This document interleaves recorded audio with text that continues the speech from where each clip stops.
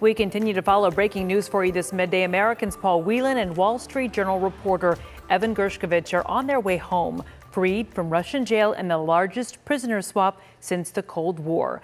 The release of the two is part of what ABC has confirmed is a multi-country, multi-part deal. 6 countries involved and 24 prisoners. Natalie Haddad has been following this story all morning long. And Natalie, we just heard from President Biden, and you just got a statement from the Whelan family. I did. This news dropped around 7 a.m. and we have been receiving updates here at WFA's newsroom ever since. ABC News can confirm a prisoner transfer agreement has been made, and Wall Street Journal reporter Evan Gershkovich and former U.S. Marine Paul Whelan will soon be in U.S. custody. They were freed earlier today in a prisoner swap between 7 countries, including Germany, Russia, and the U.S.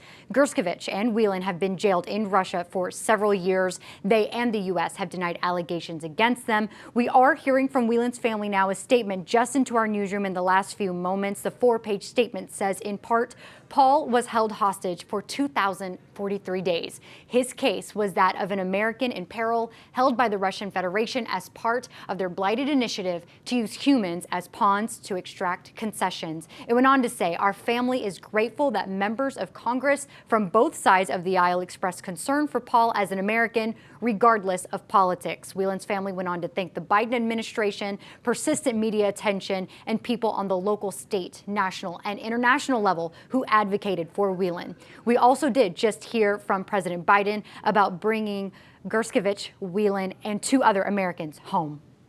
Their brutal ordeal is over, and they're free. Moments ago, the families and I were able to speak to them on the telephone from the Oval Office. They're out of Russia. Earlier today, they were flown to Turkey, and soon they'll be wheels up on their way home to see their families.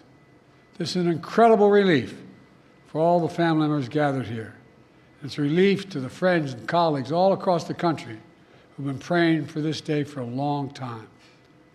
The deal that made this possible was a feat of diplomacy and friendship.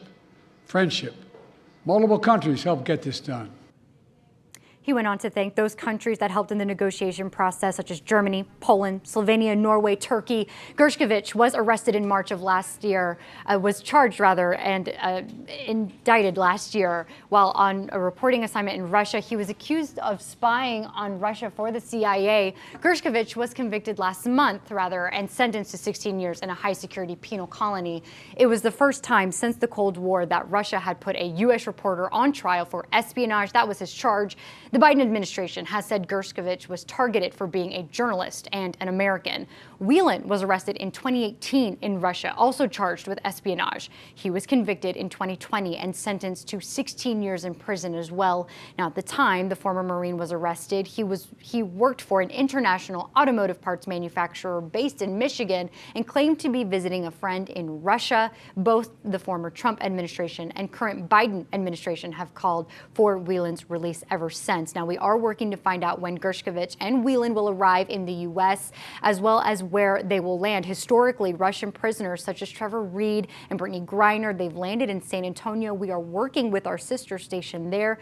We will keep you updated right here on WFAA. Kara? Yeah, and that is the video that we're all going to be waiting for. We've seen it before when they step off those planes. Thank you very much. We appreciate it, Natalie. So this obviously an unfolding story. We're going to bring you the latest developments as soon as we get them during this newscast, but we're also posting the very latest as we get it on our social media channels and at WFAA.com.